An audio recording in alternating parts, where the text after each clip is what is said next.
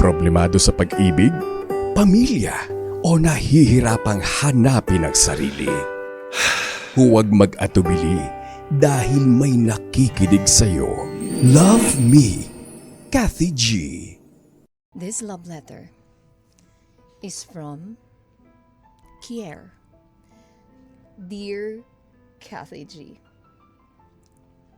Magandang araw po sa inyo at sa lahat ng mga tagapakinig ng Love Me Kathy G. Ako po si Kier Puno, I'm 27 years old at buong pagmamalaki kong kinakatawan ang Pampanga sa Mr. Friendship Philippines 2026. Pero bago ko po ikwento ang tungkol sa pageant at sa entablado at sa pangarap na aking ipinaglalaban, gusto ko munang ikwento kung sino ang mga taong naging dahilan kung bakit ako patuloy na lumalaban patungo sa tagumpay. Lumaki po ako sa puder ng lolo at lola ko, Kathy G. Habang ang aming nanay ay nagsisikap magtrabaho sa ibang bansa para mabigyan kami ng mas magandang kinabukasan, sila ang naging gabay, sandalan at pangalawang magulang naming magkakapatid. Bata pa lang kami ng ate ko, iisa ang mundo namin. Mahilig kaming sumayaw, mag-model, magpakuha ng litrato at mangarap na balang araw ay makikilala kami dahil sa passion na mahal namin. Magkasama kami sa halos lahat ng bagay, Kathy G. At dahil doon, hindi ko inakala na darating ang isang araw na kailangan kong ipagpatuloy ang pangarap na dati naming pinapangarap na magkasama. Maagang nawala sa amin si ate. At para sa akin, hindi madaling tanggapin yon. Napakasakit mawala ng taong hindi lang kapatid, kundi isa rin sa mga unang naging inspirasyon ko. May mga panahon, Kathy G, na pakiramdam ko wala na akong dahilan para ipagpatuloy ang mga pangarap ko. Pero kung susuko ako, parang isinuko ko na rin ang pangarap naming dalawa. Kaya, pinili kong magpatuloy. Hindi lang para sa sarili ko, Kathy G, kung hindi para sa ate ko. Noong high school, naging dancer ako. Pagdating ng college, sinubukan ko naman ang mundo ng modeling. At doon, unti-unting nagbukas ang mga pagkakataong dati ay pangarap ko lang. Naging best dancer ng university ako sa loob ng 2 magkasunod na taon. Naging Mr. University, nakapag-modeling projects at nagkaroon din ng pagkakataong makagawa ng isang television commercial. Unti-unti kong nararamdaman na baka ito na talaga ang daan tungo sa pangarap ko. Akala ko, Kathy G, tuloy-tuloy na. Pero dumating ang pandemya. Nawala ang mga opportunities, natigil ang modeling, natigil ang dancing, at tulad ng maraming Pilipino, kinailangan ko ring magsimula muli. Pagkatapos ng pandemya, Kathy, lumipat ako sa London para makasama ang aming pamilya. 2 taon din akong nanatili roon, Kathy.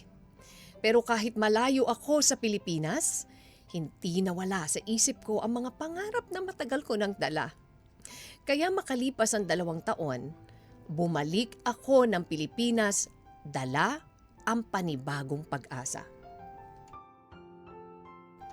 At hindi ko akalain, Kathy G, na sa pagbabalik kong yon, bibigyan pa pala ako ng pagkakataong subukan ng isang bagay na matagal ko na ring pinapangarap. Ang sumali sa isang malaking pageant, ang Ginoong Kapampangan. Sa totoo lang, natatakot ako noon. May mga pagkakataong tinatanong ko ang sarili ko, sapat ba ako? May ibubuga ba ako kumpara sa mga kakumpetensya ko? Pero kung hindi ko kakayanin, anong mangyayari? Pero sa mga panahong nagdududa ako sa sarili ko, may 2 taong hindi kailanman nagduda sa akin. Yon ang aking lolo at lola. Sila ang nagsabi sa akin subukan ko raw at kahit anong mangyari ay always proud sila sa akin, Kathy G. Hindi ko pala kailangan na maraming taong maniwala sa akin. Kailangan mo lang ng kahit isang taong magsasabing, kaya mo yan. Kathy G, nung gabi ng pageant, nandoon ang lola ko para suportahan ako. At nang gabing yon, tinawag ang pangalan ko bilang first runner-up. Para sa akin, panalo na ako. Panalo ang batang minsang natakot mangarap. Panalo ang kapatid na piniling ipagpatuloy ang pangarap nilang dalawa. Kathy G, dahil sa pagkakataong yon, nabigyan ako ng oportunidad na katawanin ang Pampanga sa Mr. Friendship Philippines 2026.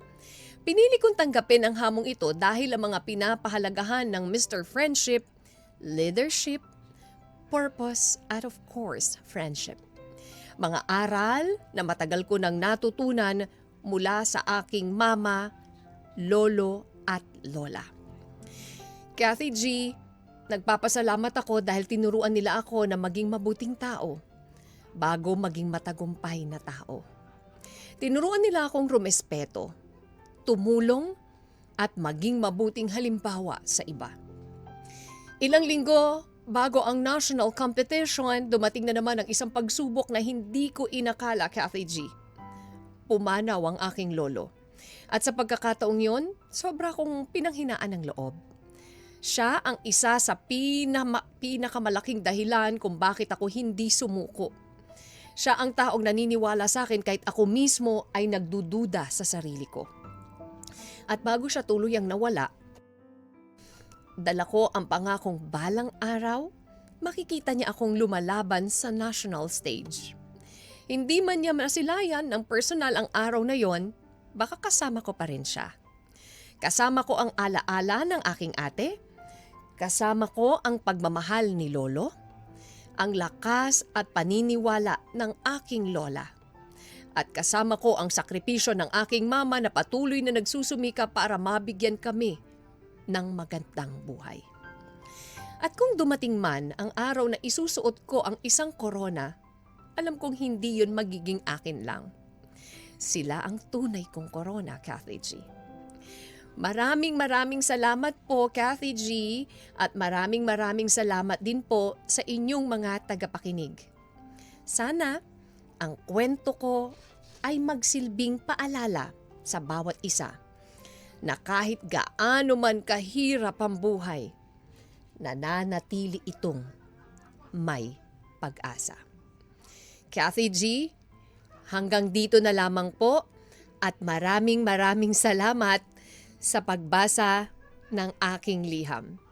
God bless you and more power to your station.